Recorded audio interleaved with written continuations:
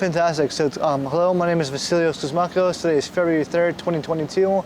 I'm at the Stanford Proctor Oral History Program with my coworker, Adolfho Romero. And today we have the pleasure of interviewing Robert Blackmon. Fantastic. So, Robert Blackmon, if you can just tell me who you are, your position in the city and everything else. I am a St. Pete native, so obviously a Florida native. Was on the city council, was elected in 2019, served till this year, January of this year. And when I resigned after an unsuccessful mayoral campaign where I finished second out of 8. Fantastic. So if you can kind of just start off by telling me a little bit about your time in the council. You're kind of younger, right, for politics, right? So tell us how you got into it, that type of thing. Yeah, so elected in 2019 as the youngest council member in the city's history since 1903. Its reincorporation. Politics, I always had an interest in it, but not really the deep policy aspect of it. Just how do we make a better life, for those around us? How can politics serve the people, not the people serve the politicians? And I had a passing interest in it as time went on, and I'd go home at night and flip on the TV or read the newspaper. Some people I'd never heard of were making some decisions I didn't think aligned with the best interest of our city and the vision I thought a native understood. I just figured, hey, I should maybe put my perspective out there because I have seen a lot of change, and I am a big student of the history of our city, very much into the historic aspect and how we got to where we are and how we can do better moving forward. So I threw my hat in the ring, was successful, and was pleased to serve the city for a little over 2 years. Absolutely. So you're a St. Petersburg native, right? You're obviously familiar with the natural world around you. Kind of growing up, did you do anything, nature related, right? Going to the beach, fishing, that type of thing? All the time. It's interesting, where we're at right now, or USF, the Bay Borough, harbor's right there. I grew up going to summer camp down the road, and we'd come to the beach right out there, the little beach, and just the natural beauty of having a beach in downtown St. Petersburg. I mean, where else do you have a beach right in the middle of downtown? I mean, it's really cool, and we need to kind of protect these things because things were I wouldn't say they were on the upswing, but they had certainly plateaued from the damage that had been done over the years in the mid-90s when I was going down there. But we still had a long way to go. Going out to the beach, St. Pete Beach all the time, going fishing. There's a commercial aspect to environmentalism, and of course we have the wonderful Boyd Hill Nature Preserve in South St. Pete. Grew up going to summer camps there, the Science Center in West St. Pete, which is how things kind of come full circle. Because one of my big projects I worked on in the council, which we're still working on today, is to get the Science Center back online. It was slated for demolition by the mayor, and I have worked with a lot of community members and partners, Congressman Charlie Crist, Representative Linda Cheney, Senator Darrell Roussan, to get state and federal monies to preserve the Science Center so another generation of children can learn about how science is omnipresent and our environment is literally everything. If you don't have a healthy environment, you're going to be in serious trouble. So before we started kind of discussing your role with the Science Center, I was wondering if you can kind of just backtrack a bit and discuss kind of the degradation you kind of mentioned.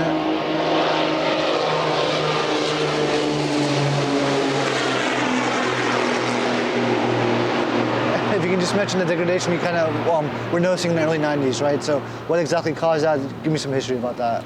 Well, there's a bunch of different issues. I mean, if we're going to talk about this micro area, what became the Dali Museum, the original Dali Museum, not where it is now, was originally a fishing warehouse. And again, student of history, I used to pour through newspaper archives, and you still can from 100, 120 years ago. And they were saying at one point they were pulling out 100,000 pounds of fish a day from that one warehouse, which seems, kind of mind-blowing. But, you had commercial fishing. You also had, especially in this area, in coastal areas, you had a quest to create more waterfront, right? So you had a waterfront kind of shoreline, and you'd be dredging and filling, you'd be putting finger canals everywhere. And what a finger canal does is it creates an issue with tidal flushing. You can't have water go in, water go out. The natural flow is disrupted. So that creates a lot of environmental issues, and there's a lot of dredge and fill, obviously, especially in the Northeast and out on the beaches in our area. So that was another environmental issue. Also, just with development, you saw just absolute clear cutting of mangroves. Mangroves just absolutely decimated. That's not just a local problem, that's a worldwide problem. But luckily now people are realizing the importance of mangroves in filtering water, but also providing habitat for estuary, essentially, for a lot of juvenile aquatic species and animals. And a good example is the sawfish, which is my favorite animal. The sawfish is a critically endangered animal. And the reason it's critically endangered is because they don't reach sexual maturity till about 7 years old, usually have one offspring at a time. So you really have issues with getting the population repopulated. But also, commercial fishing for years, you'd catch a sawfish and it'd get tangled, you either kill it or you'd hack the saw off, put it on a wall at your local bar, and that really led to its decline. There have been some sawfish spotted in the bay, though, in the last few years. There have been about 5 or 6 that I've heard about in my works with the Tampa Bay Estuary Program. So it's making a comeback as people realize the importance of preservation, but also the symbiotic relationship now is starting to return with mangroves. Then we'll have oysters grow off their prop roots. Well, a healthy oyster can filter 50 gallons of water a day. Oysters then get fed on by sheep's head and other animals, so it all works together. Absolutely. So what a fantastic story about the sawfish, right? So it kind of just seems like we protect our waters, right? Not only are we protecting our water, right, but we're protecting our biota, our economy, and everything else in between, right? So, I think that's absolutely fantastic. So we have this, speaking of with this degradation that occurs in the 90s, right, kind of walk us through the last maybe 10 or 15 years of development, right, especially with downtown St. Petersburg. It's really grown, right, immensely over the last couple of years, right? How has that affected things? Well, one of the good things that's helped the environment, frankly, is the fact that there was no more land to really build, right? So you had kind of a natural moratorium on building because we had already done all the damage we could do.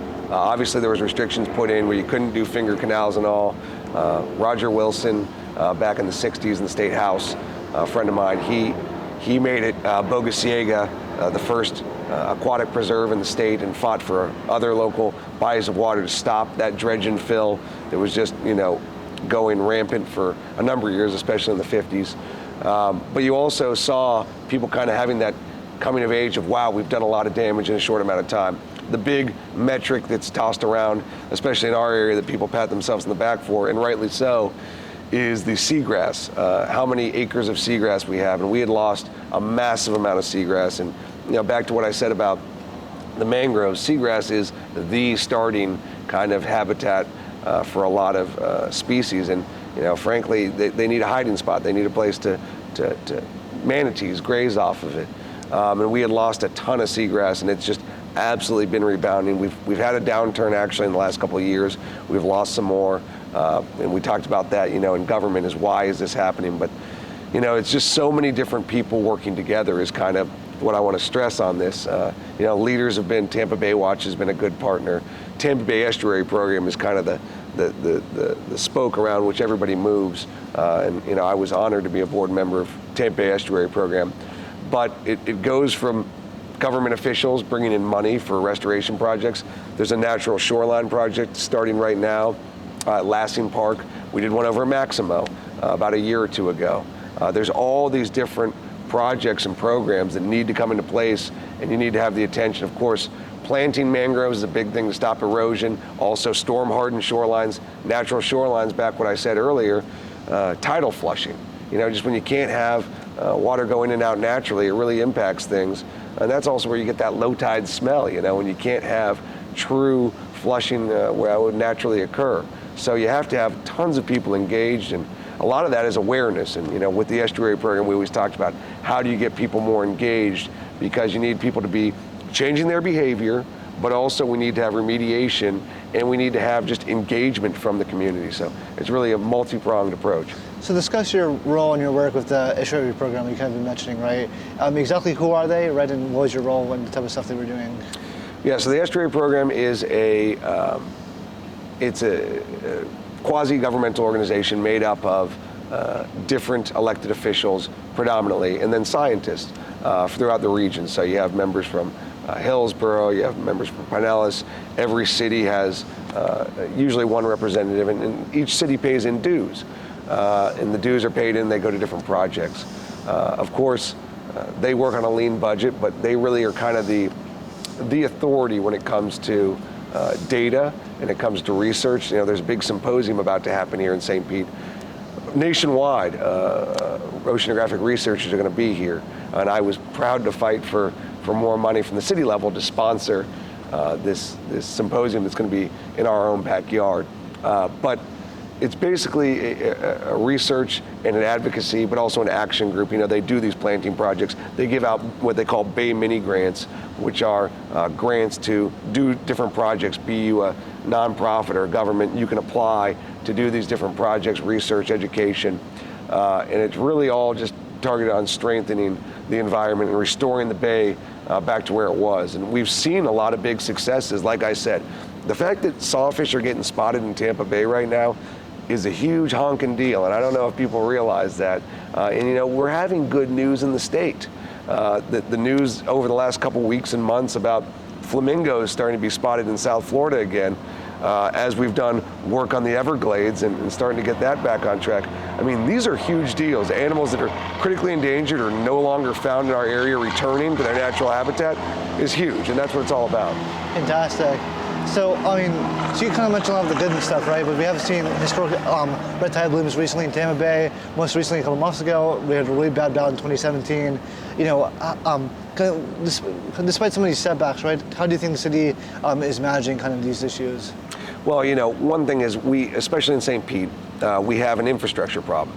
I think a lot of coastal towns encounter this because you just have such a massive expanse of waterfront that not only do you have salt intrusion on roads or on pipes, but seawalls break down, sidewalks too. And we are behind on funding in almost all those categories, which I tried to bring to light. I said, hey, we need to do some, you know, try and do preservation mitigation. One way that I was proposing we could do that is either replacing seawalls, publicly owned seawalls, with natural shorelines, or kind of reinforcing seawalls to get a longer life out of them. If you started planting mangroves along seawalls, let's just say you add 15 years to a seawall. Well, that's huge on a municipal budget. But also, you get the environmental impact. And that's kind of where the neat thing about where we're at with preservation, environmental advocacy today is it's completely bipartisan, and it has cross segments of, hey, this is the type of thing that's going to benefit you financially. You know, environmentalism now pays. You know, oyster domes, if you have those, they break wave activity, prolongs your seawall. Also, healthy oyster, 50 gallons of water a day, you know, bringing more fish to the area, not only brings tourism, but also brings commercial enterprises or recreational fishermen. And, you know, we got lucky over the last few years that we have not been impacted in Florida, because especially our area, when you see red tide, and then people forget, but you know, over the last 3 or 4 years, we've had 3 or 4 fairly highly publicized cases of flesh-eating bacteria that people got in the bay.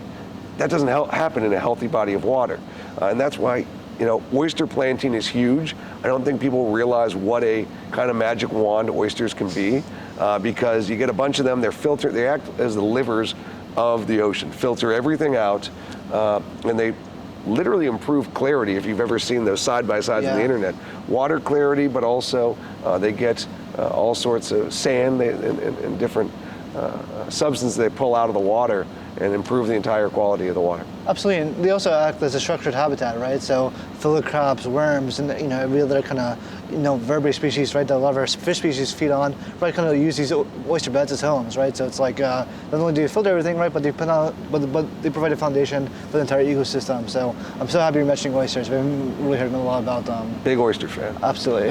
especially eating them, right? There you go. If you can, you talk a lot about bipartisanship, right? We look at this political climate in our country, right? It's incredibly divisive. How have you, in your role, really kind of bridge the gap between, these two sides, right? How have you been able to do that as a politician? It's tough because I think we are, in a lot of ways, more polarized than we've been in a long time. You just got to kind of check your ego at the door on a lot of this stuff and focus on results. If you stop looking at people based on a tag or a label and you start looking at people based on their ideas and the merit of their ideas, you can get a lot more done.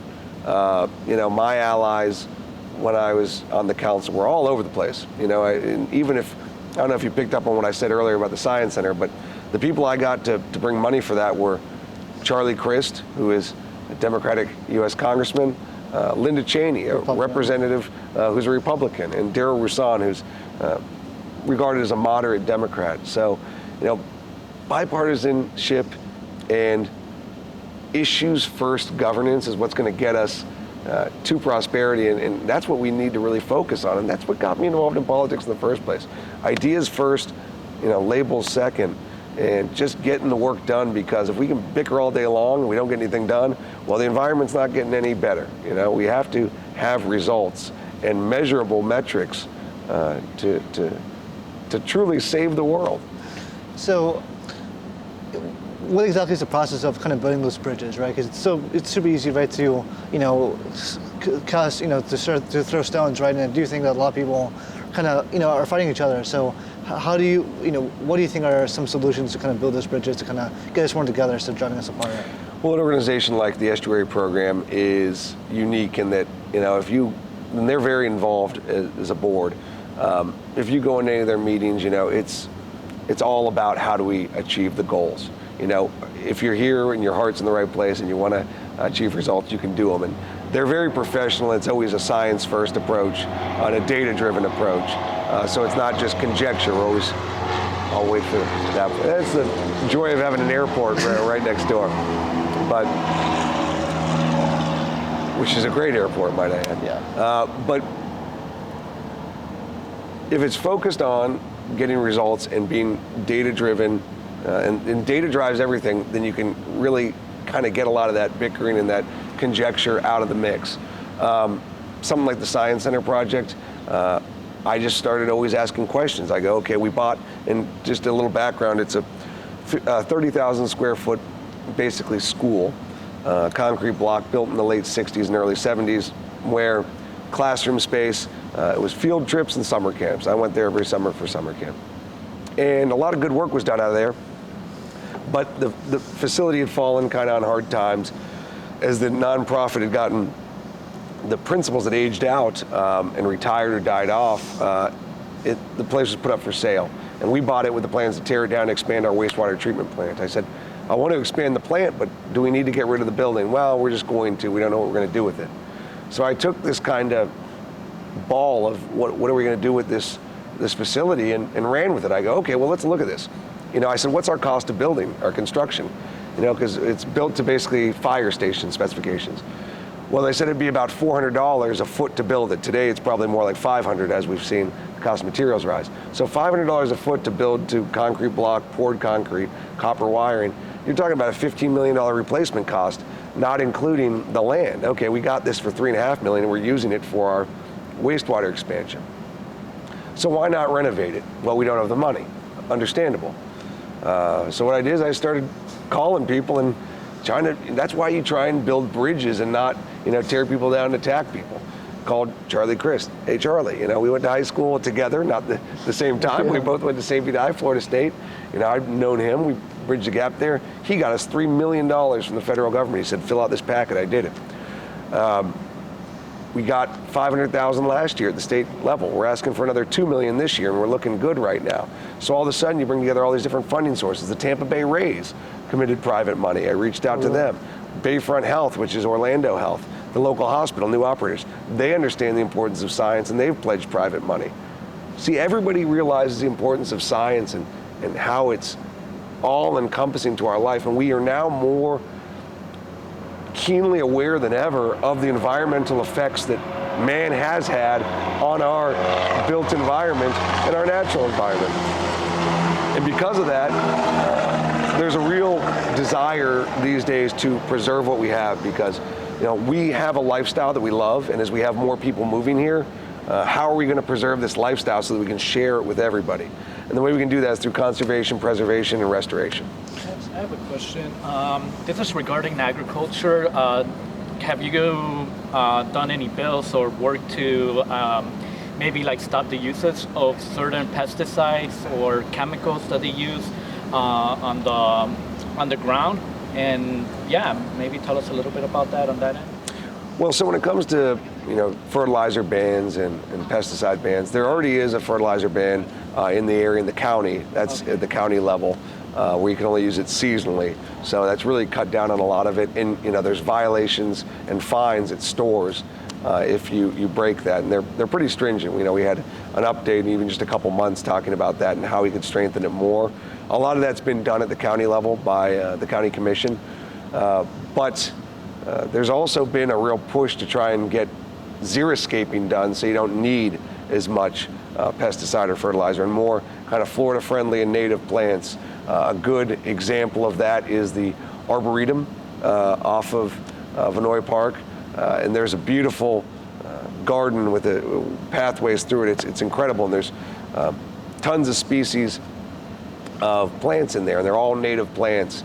And we've tried to make a move with the Parks Department to go into all kind of hardy and Florida-friendly plants so that we can reduce not only our pesticide usage, but also our water usage, because obviously there's a shortage of water when you're surrounded by salt fresh water. And that's also why St. Pete's been innovative, and I've pushed for the expansion of, and the Science Center site is going to have 2 new storage tanks for reclaimed water. We have a robust reclaimed water system here.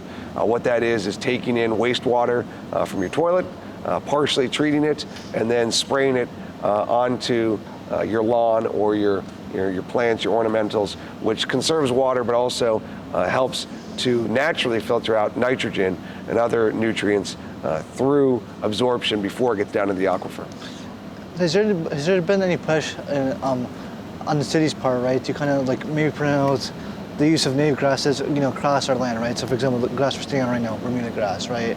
Not a native thing, a lot of phosphorus, a lot of water, right? Has there been any idea of maybe kind of using St. Augustine's grass, or I think more native, across the city to kind of reduce that kind of impact? Yeah, that's the Parks Department has been really leading that, okay. And we have been working with them to have certainly our plants and our ornamentals be friendly. Yeah. The grasses, we're trying to transition into that in some areas.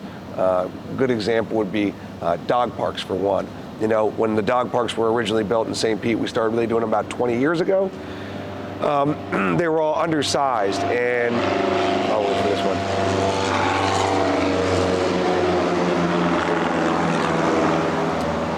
In these undersized dog parks, you would just have all the time, you're getting them torn up, and the grass would have to be resodded and replaced. Now we've made all our dog parks have a minimum size requirement, so that what we do is we actually rotate which side is used seasonally. You use one half, then it gets switched to the other half, and you give the one half chance to rebound, which, again, it's all of these different moving parts come into environmentalism, but certainly we've been doing the charge there. Then the Lassing Park, native shoreline, natural shoreline project, the Maximo Natural Shoreline, and doing just seagrass mitigation bed. Former Councilman Jim Kennedy really led the charge on that. This was years ago. He's been off the council now for 5 years. We're just now about to start doing plantings right off the shore downtown, and we're going to actually be able to sell our credits for our seagrass that grows there to other areas and agencies who may be doing projects where they need to disrupt seagrasses, and they'll give us money to have our environment improved. So it's really cool. So kind of speak about the shoreline project a little bit more, right? So you kind of touched upon what it is exactly, right? But elaborate on that a little bit more, and what exactly the significance of that is to our city. So Lassing Park, probably about 5 or 10 blocks away from where we're at right now, on the bay, is an awesome I call it a beach. The beach is limited, but that's because of erosion. And we've been losing a lot of beach over the last few years. I go out there all the time. Grew up snorkeling there, kayaking, anchor up, hop around, and there's just a ton of wildlife out there. You see octopus, you see every type of fish, you see stone crabs. There's an old pier that was out there that's been gone for I don't know how long, but the pilings are out there still, and if you go snorkeling, you can see, I mean, snorkeling in the bay, who'd have thought, but I go snorkeling out there all the time, and depending on the season, you get 2 to 6 feet of visibility, but you see a lot of really cool stuff. But losing the shoreline to erosion has been a big thing. So what we realized in conjunction with the estuary program, the city approached to do a restoration project to keep the erosion down, using predominantly oyster domes to stop and break the wave activity. Of course, you then get infill behind that of sand building up, and maybe even will build some of it back, but certainly will slow and stop the degradation of the substrate, because you're getting dangerously close to the road. I mean, it's not an issue right now, but it could be in the near future. And that's how everything plays together, is when you have erosion approaching. Not only is it bad for quality of life for people who enjoy it, and it's a dog park too, but also you can have serious infrastructure issues if you have undercutting of roads. Again, we're not to that point, but people are acknowledging and looking forward for the first time. For so long it was kind of, what can I do right now to benefit me, and tomorrow is somebody else's problem. Now we kind of have a social conscience, I think. Certainly in the state of Florida, but nationwide and worldwide, we're looking at not just our generation, but how do we make this good for the next generation and leave it better than we got it in a lot of states. Absolutely, and in St. Petersburg, right, historically, it's been a really huge driver of kind of that environmental change, especially, at least the regional level, right?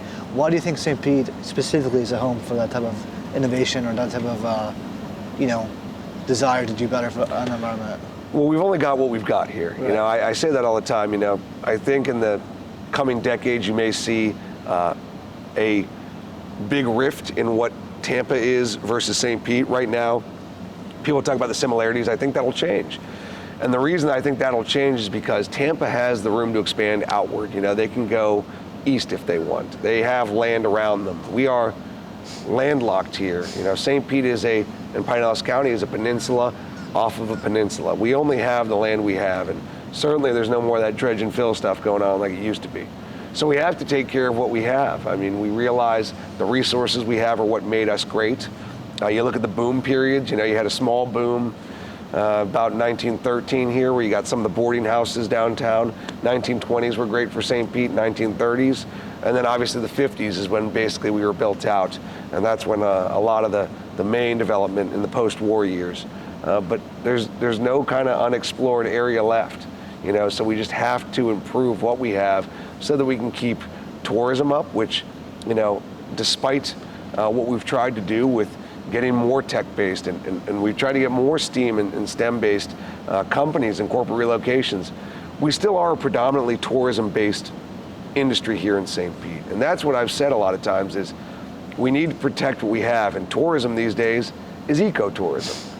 People don't want to go to, the old Disney World anymore. They want to see nature, and they want to get out there and explore and leave things better than they found it, and pick up a can when they see it, on the beach, or a plastic bag when you're kayaking around. And that's what I have kind of advocated for, is the future of our tourism market is the eco market. Snorkeling, kayaking, nature preserves.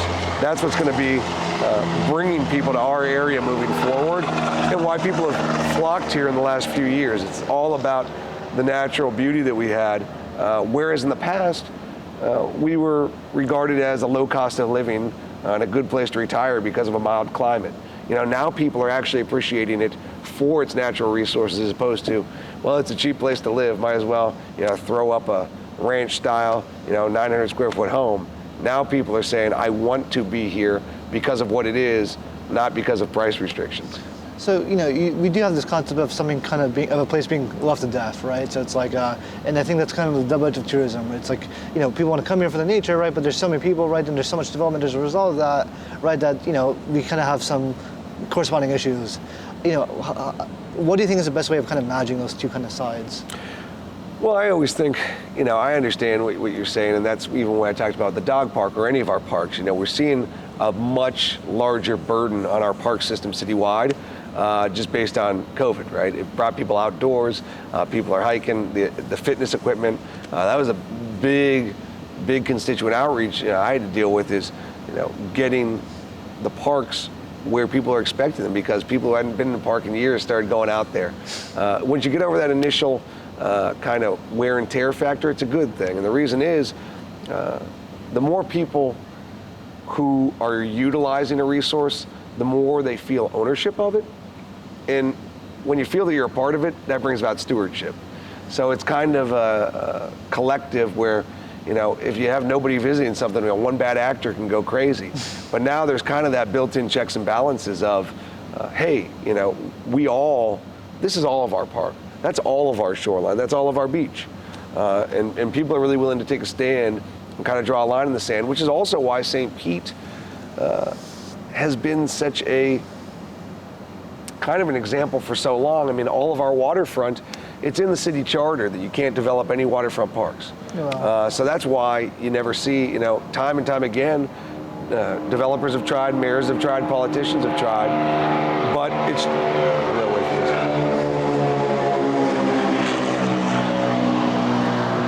but our waterfront is charter protected in St. Petersburg, so it would have to go to a citywide vote, and that goes back into that collective action. You'd have to have a majority of citizens agree to have a development happen. A good topical example is in 2003 we had a referendum to discuss the airport next door, which is also got parkland attached to it, and I've snorkeled all around that airport because it's got a seawall, but it has also a bunch of riprap and oysters, and you can just see, it's like you're swimming in an aquarium when you go out there snorkeling. It's incredible. 2003, the mayor then tried to develop it. That was soundly defeated by over a 3-1 vote at the ballot box. 2014, Mayor Kreisman also tried to develop it. I wrote an op-ed to the paper then about how it was a bad idea. That went down in flames. Last week, the new mayor has announced that he's looking at ideas of redeveloping it. And it's just, we had forefathers of our city who were wise beyond their years. They're long gone, but they were looking at, why is this place different than any other town in America? And it's because of the natural beauty. This isn't a factory town. Despite what I told you earlier about that fishing warehouse, this moving forward is a town of natural beauty, and this is the chance to have essentially mini estuaries all throughout the city, and it's a beautiful thing. So you just mentioned about 4 or 5 different kind of pushes, right, to develop this area, right? And oftentimes, right, it's like sometimes they keep on pushing, right, and eventually close off the cliff, right? Do you think that the environmental ethic, right, within our city is strong enough to withstand in perpetuity those kind of pushes? Yeah, that's the reason I'm pretty nonchalant about discussing this with you, because I don't see any pathway forward on something like that, because it has to go to ballot. Yeah. And there's no way the people of St. Pete are going to go for a big development on the water. It's not going to happen. You have to have a charter vote. That airport brings in businesses. We're trying to diversify our economy into more tech-based and science-based. We have a great innovation district down here. Allison Barlow, I've worked with her extensively. She has been an absolute hero for bringing about scientific companies and startups that are now improving our entire world. And we need to bring in more companies like that. And the airport's important for bringing people in so they can be right downtown and within walking distance from the airport of the office space and of the water where you're doing the research. And we're doing some really cool stuff out of the old SRI building, doing research down there right on the water. But the citizens just don't want to. You live here for a reason now. It's more purposeful placement of humans than it was before. And like I said, it was more kind of roll the dice before. People go, I'm getting older and the land's cheap, that's why I'll come to St. Pete. That's no longer why you're in St. Pete. You're here for a reason, and that reason is you want this lifestyle and you are morally on board and philosophically aligned with preserving what we have. So it seems like, environmental education, right, is the foundation kind of that, collective kind of effort, right, you've been mentioning. The Science Center, I think, is a great example of that. It teaches our kids about the importance of science, the importance of our ecosystem. Kind of explain the value of that type of institutions like that throughout our community. And not only the Science Center, right, but school programs and everything else. Well, there's dual value to the Science Center. Well, there's actually a bunch of values. I'll throw a couple at you. Yeah. First of all, economically, it just makes more sense to preserve the building than it does to tear it down, and it's a dollars and cents thing. Also, the previous mayor discussed selling the land. I said, we can preserve this for our future usage, and we're getting different governmental entities to renovate it, on their dime, and we preserve the property. So just a good financial decision. Of course, education's always been a big thing in Florida. The quality of our education system, used to be, we were last or second to last in the nation. We've gotten better, but there's still a lot of gaps that the public school system can't compete with.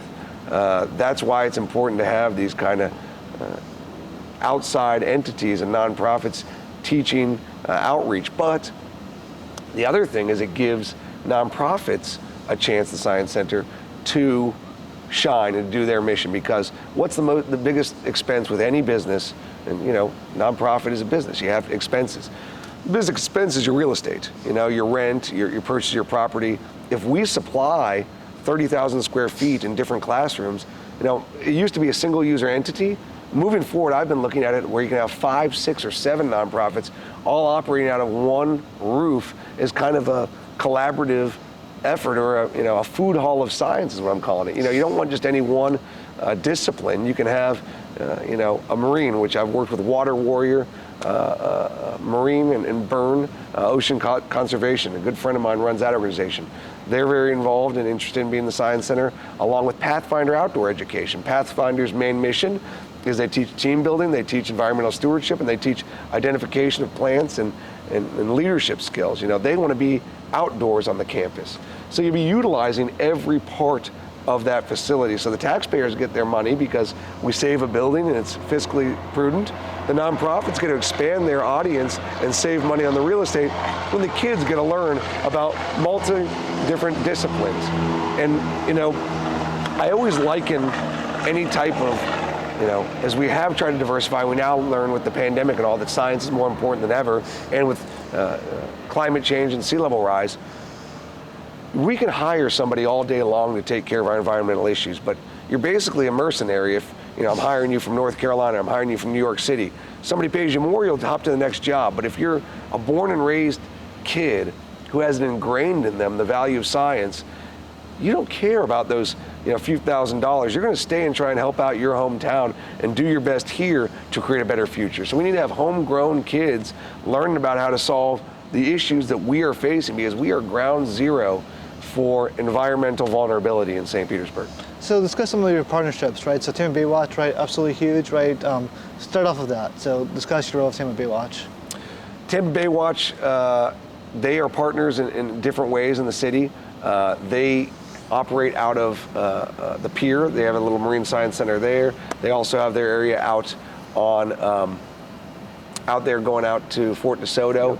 But a big part of Tampa Bay Watch is, of course, they're in partners with the city. So the city isn't, actively doing that many projects. They partner up a lot with grant money and different projects where we have a third-party nonprofit, do the work for us. Tampa Bay Watch has been a good go-to, certainly for collecting data. Also, they're boots on the ground with doing the seagrass plantings, doing the shoreline mitigation, stopping the erosion, planting mangroves. And that's kind of what it's all about. They're also good for awareness, and that's why it's been good to have them on the pier, is they've raised awareness for these environmental issues, because, as attention spans have gotten shorter, and as people have also changed where they get their news, advocacy is important, but also awareness is a huge part of it. Because you can't solve what you don't know. The sawfish, I became aware of the plight by working with the Tampa Bay Estuary program. It's stuff like that really the community awareness and partnerships are what's super, super important. And that's why you really need to bring everybody together, with a mission of making a better area. So discuss some of the more kind of, We got a lot today. yeah, oh my God, it wasn't like this before. Discuss some of your more unconventional partnerships that you've kind of made, right? So Tampa Bay Watch, right, environmental organization, right?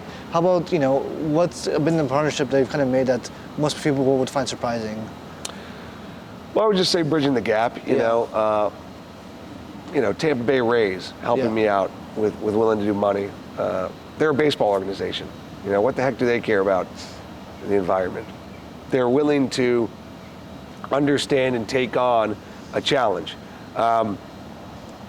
Working with people like Sierra Club. The Sierra Club is in big support of the Science Center project. Well, Sierra Club didn't endorse me for my mayoral run. They endorsed the opposite candidate. But I didn't let that bother me because we still had work to do.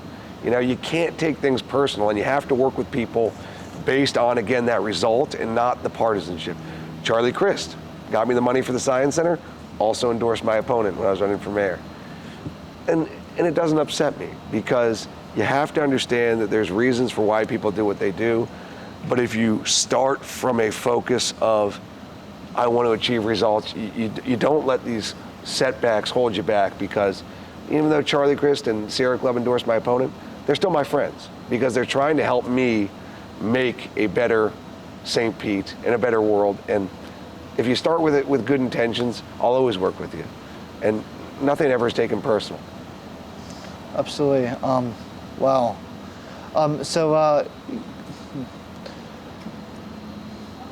Just trying to think. Thinking about the curriculum, like in schools, would that be like something maybe in the future that could be a possibility to teach students in this area about like even their surroundings? Like we talk about it in some in the textbooks, but I think there's so much that they could learn just based off this environment.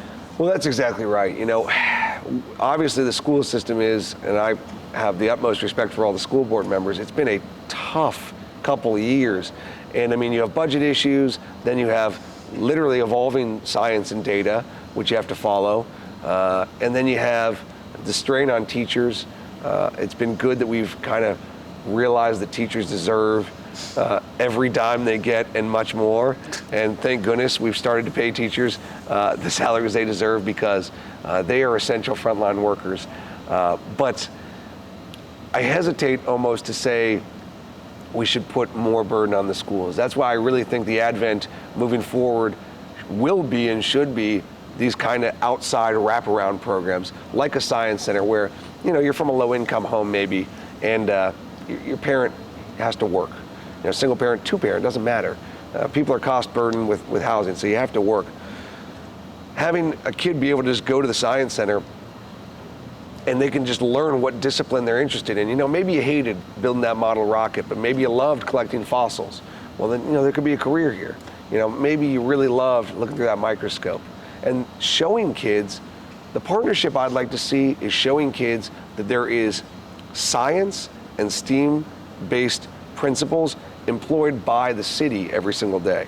And a great example we have, and an opportunity for this, is the expansion of our wastewater treatment plant. If you've never had a chance to tour a wastewater treatment plant, that is absolutely a laboratory at work.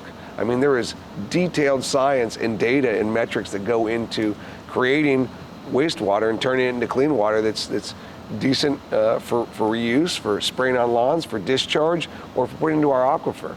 So, and those employees make a lot of money. So what I want to do is I want to show these kids, bring somebody in and say, hey, here's my position with the city, whatever it may be. This is the education I had, and this is how much I make. And we'll have to have some people who are pretty open, but a lot of kids, I didn't know what I wanted to do with my life, even when I was in senior in high school. And when kids feel like they're kind of a sail in the breeze, that's when you have kids act out. That's when you have crime rates. That's when you have murder, which has been the highest it ever was in our city last year, the most murders we've ever had in St. Petersburg on record. And that's because of a feeling not that, hey, I want to go out and kill somebody today, or I want to go sell some drugs. It's a feeling of desperation. And if you show kids a roadmap in middle school, hey, you get a 2-year degree, you can start making $65,000 working for the city doing this discipline. that's pretty good money. Okay, I'm going to stay on the right track because I can 6-7 years from now I can be making good money, and I mean that's really appealing. You know, why are kids into, you know, all sorts of different things they see in the media? You know, when people show that they have money and are doing well, that obviously attracts the kids, and a way to do that is showing, hey, you can make a good salary, but you can do it in a productive way that helps our entire community. So I'm a really big believer, right, that change fundamentally starts at the local level, right? I mean, I think more so, I think people...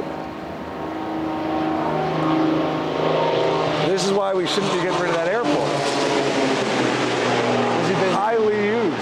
Absolutely. So, you know, like organizations like the ones you mentioned, people like you, right, as far as I'm concerned, do more stuff than people like the UN, right? Change happens at the local level.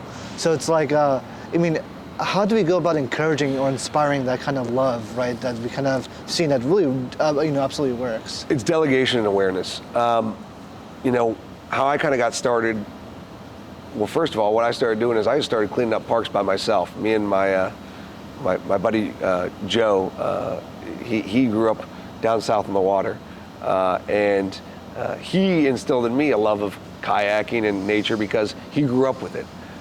So he got me into it, and two of us would go out and we'd play around in the park, a waterfront park down south.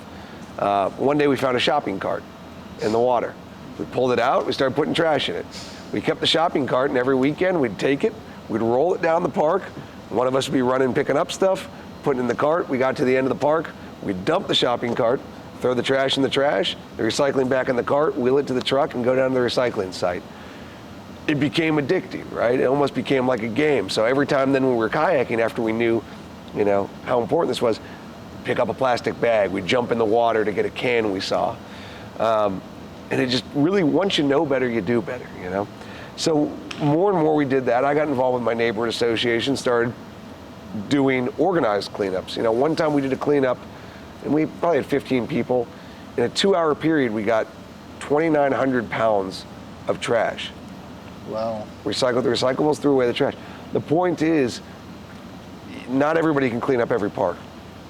The strengthening of our neighborhoods and the civic pride that people now are coming to St. Pete because they want to be a part of St. Pete, not just, hey, this is a cheap place to live. That is how we've now had stronger neighborhoods. We're really having true neighborhood identity, the strongest it's probably ever been in our city. And neighborhoods that traditionally weren't strong are becoming strong and reopening neighborhood associations. You then have those neighborhood associations do cleanups in their individual neighborhoods. And it's really, you know, can be from the ground up. You know, everybody plays a role. I plant mangroves all the time myself. You know, sticking a couple pods in the ground if you see a barren area, and removing invasives. You know, my friend Joe, who I mentioned earlier, who my best friend, he unfortunately passed away last year. For years, we would go out there and just rip out every invasive vine we could find, and the results were shocking at the end of the day because you'd feel good about what you'd done, but then you'd look and there'd be nothing left. There literally weren't any mangroves in a lot of these spots. It was just invasives. And when you have these invasives, that's why you're seeing erosion underneath them. Well, you take the invasives out, you start planting mangroves, now the sun can get in there.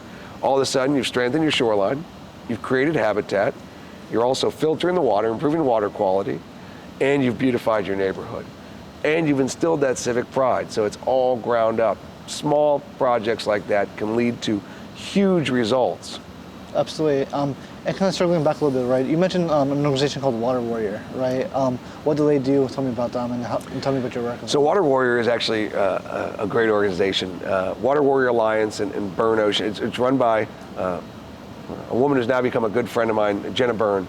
And I met her because she came into a committee I was on council, and she applied for a permit at the pier to do a trash rodeo. And what that is she has kids go out there. She teaches kids how to scuba dive and snorkel, school-age children. And then once they've become certified, she then has them go out in different camps, and what they'll do is they'll snorkel around, check out things, but they'll pick up trash they see when they're snorkeling. So it gives you a purpose to go out there. My head was exploding when she came in for this routine permit, which, by the way, nobody ever comes in for these permits. They're so rubber stamped that nobody ever shows up from the organizations. They just rubber stamped. And she came in and gave this speech, and my mind was blown, and I reached out to her immediately. I said, oh my gosh, tell me more, and how can I help? Well, she operates out of her home. She doesn't have any office, and she does so much good work. She teaches so many children. They do travel trips. They do coral plant. They do oyster plant. They do every aspect. And the main thing she's been doing recently is water goats, which, if you don't know what a water goat is, it's a floating buoy system that goes over an inlet, and it traps any surface trash, and you go out and clean it out, and again, sort the recyclables from the refuse about once a week, so that it stops it from getting into the bay, where it then breaks down into microplastics, and then it goes up the food chain of kind of contamination and poisoning us with plastic. So she said, yeah, it's kind of really grassroots, shoestring budget, but the results she was getting were mind-blowing. And because of that, I've tried to help her out with advocacy, introduce her to people through my role, but also she's one of the people who's most involved and passionate about this Science Center restoration project because she wants to have office space there. And again, she can expand her mission. Let's just say she can double her or triple her reach. There's tangible effects day one on our environment because you have more kids out there snorkeling around picking up trash, but also teaching them the importance so that their own practices in life are changed for the rest of their life.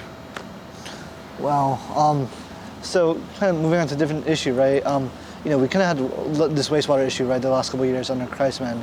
Discuss that, right? I'm not sure how much it affected you during your role in council, right? But give me your thoughts on that.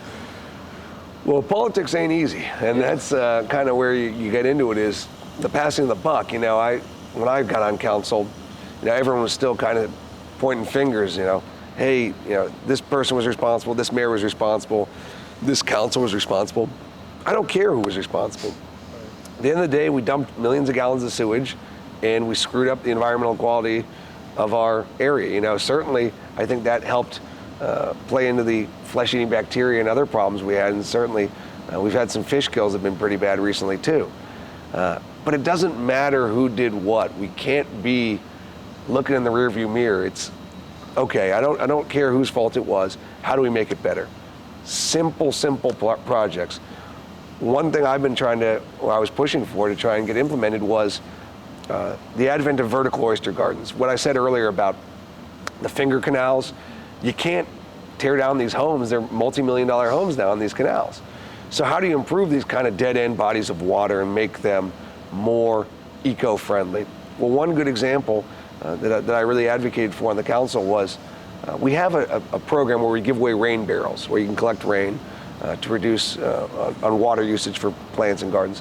Why not implement something where the city will go and install a vertical oyster garden underneath your dock if you fill out a form online?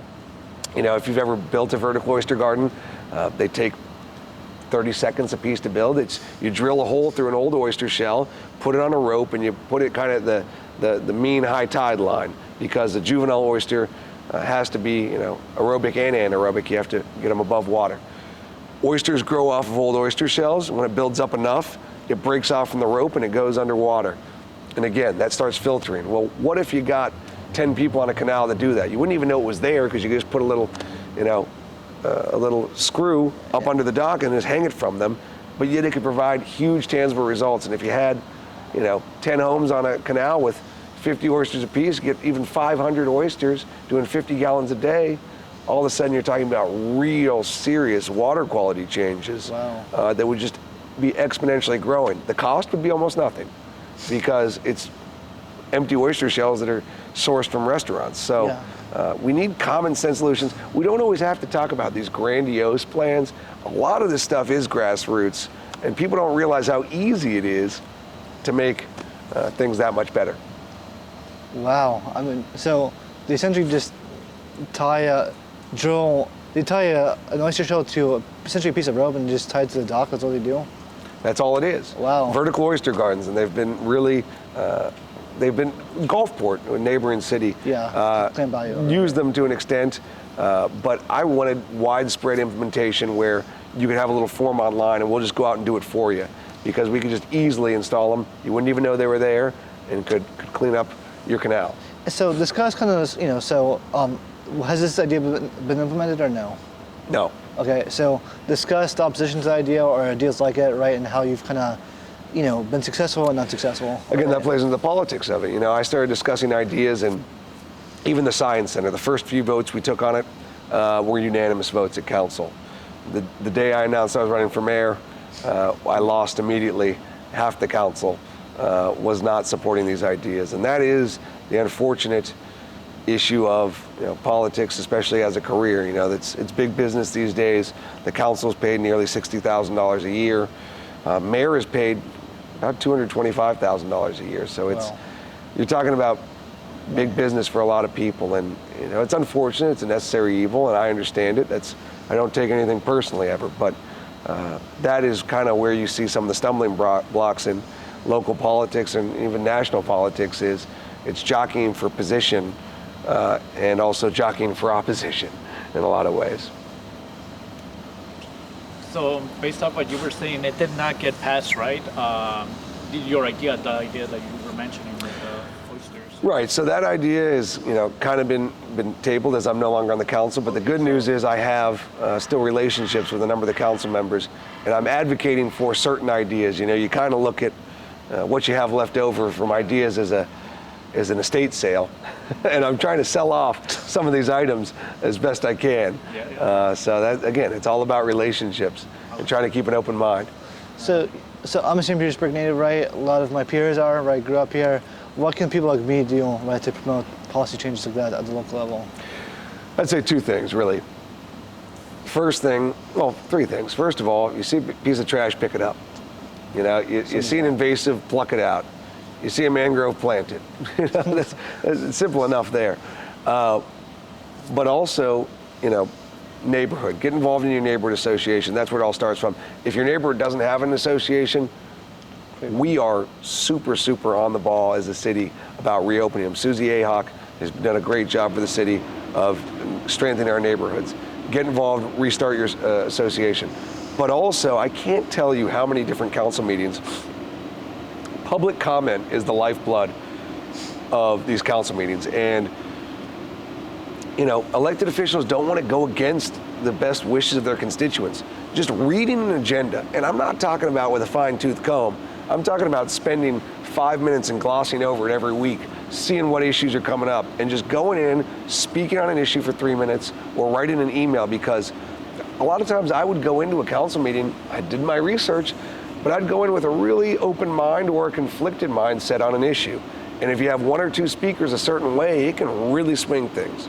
So understanding the power of your voice, I understand that you're not going to be, and I'm not going to be influencing national politics, but it all starts local.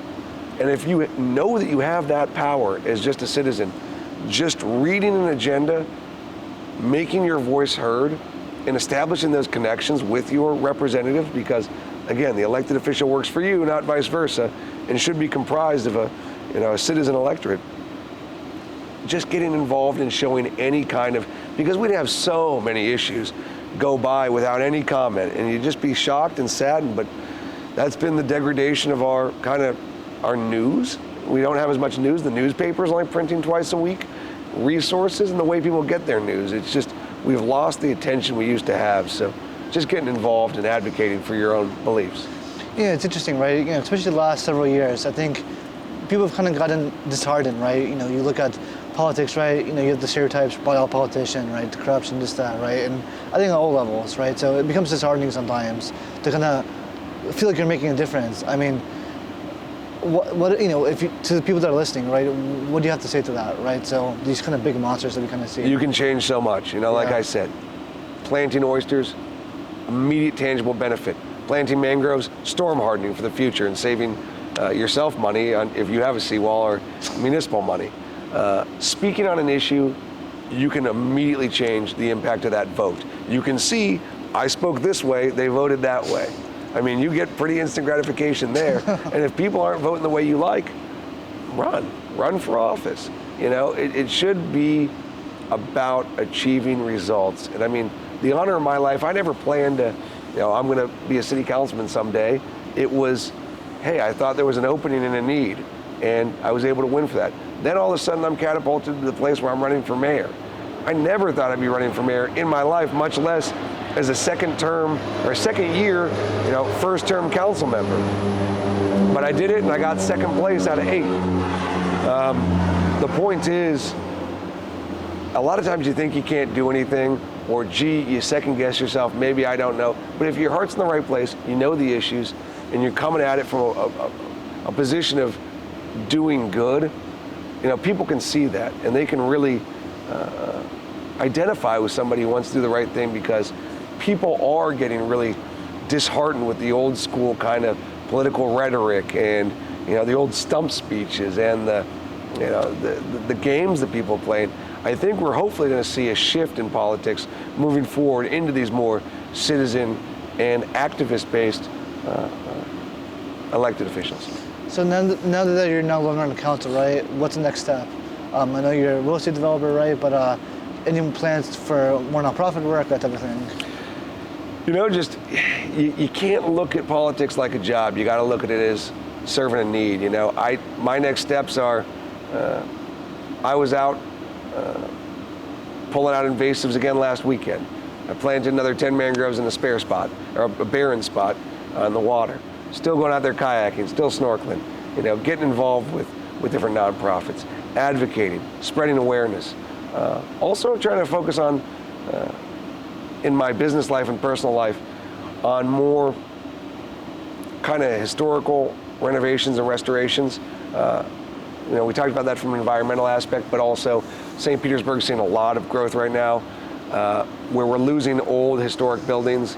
I'm renovating a historic gas station right now. It's the oldest gas station in the city. It's a 1924 Standard Oil station, and I drove by it for 15 years and was just disgusted by it. I didn't know what the thing was, but it was a shack with 2 other shacks strapped to it, and I go, what the heck is this thing?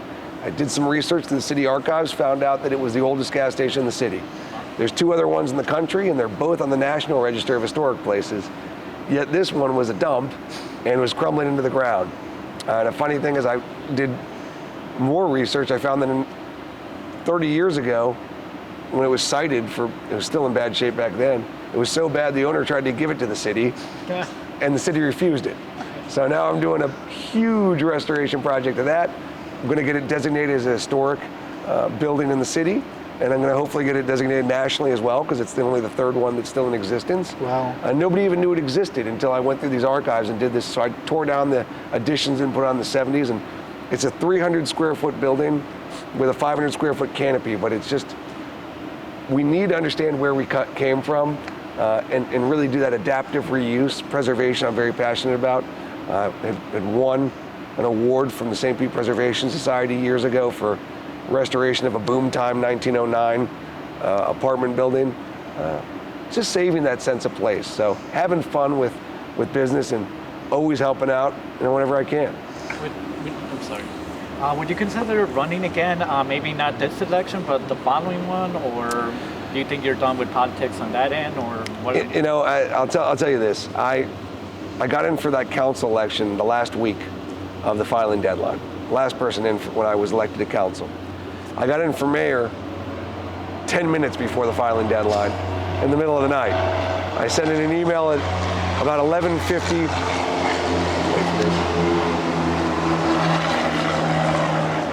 I sent in an email at 11:50 p.m. saying I was resigning my position to run for mayor. The point is, I never really gave it much thought until I go, wow, there's a need here, and there's a vacuum of ideas. If there's an opportunity where I think that I'm not pleased with the candidates for any position, sure. But I'm not just going to run for the sake of, hey, I'm bored, I'm looking for a job. But it's all really election by election, and certainly I've never done any extensive planning before I've gotten into a race. The person who was ultimately victorious for the mayor's race had announced their intentions to run 4 years before the election, and I was only in the election for 4 months. So again, you need to lead with, I always figure if you do the right things, success will follow. And if you do the wrong things, you don't deserve to be in office anyway. The people boot you out.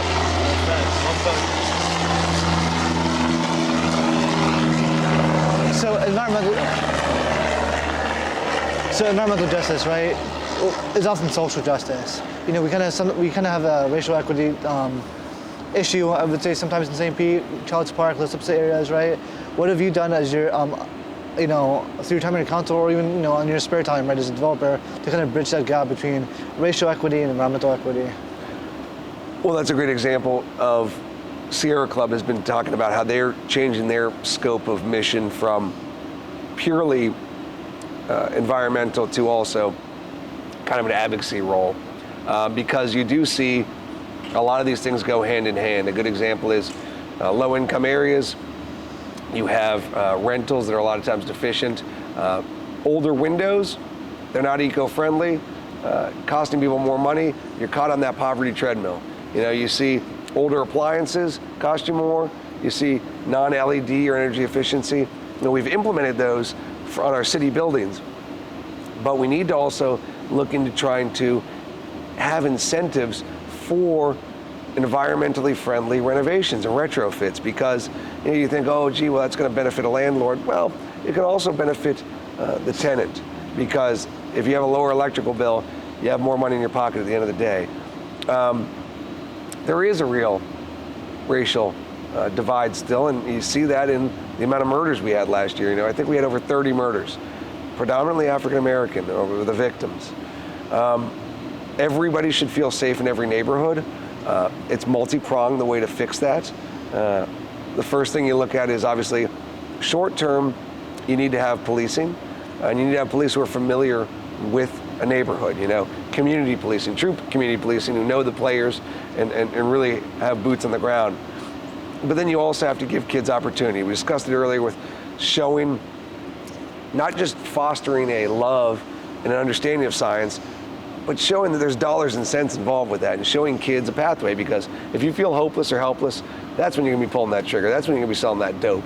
You know, we need to show kids that there are ways to achieve success that are not necessarily this desperation you feel today, that you can achieve generational wealth.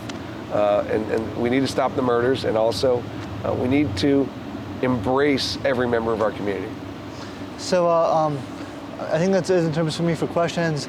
Do you have any kind of final thoughts you kind of want to say to everybody that's listening? You know, any kind of final thoughts to the world type of thing? Get involved. Use a park. Pick up some trash. You know. Yeah. Absolutely. Just try and do the right thing, no matter who's watching. And you know, if always just try and fill a void. Truly, if you see a messy, you know, park, clean it up. If you see, you know, trash in the gutter, scoop it up. And if you feel so inspired, take it to the next level. Organize a cleanup. If that organized cleanup does well, you know, run for a board position in your neighborhood association. If that goes well, get involved with the Council of Neighborhood Associations, KONA in St. Pete. If that goes well, you know, jump up to the next level and run for elected office. Or get involved with a nonprofit, run for a board of directors, get involved with your time and your money. I mean, it's all about solving a problem. There's no need for anybody to step on toes either, because trust me, there's enough problems to go around. So making sure that you don't just focus on the one issue or area that's always been kind of focused on. And even with park cleanups, we tend to focus on the parks that are already clean and keeping them pristine. But how about take the parks that are really deficient and making them acceptable? You know, and there's a lot of opportunity to go around, especially in an area like ours. Absolutely. Well, I think that's it from us. I appreciate your time, Mr. Blackmon, and thank you so much. I mean, it's a great little interview. Yeah. Do you mind if you get a picture before you leave?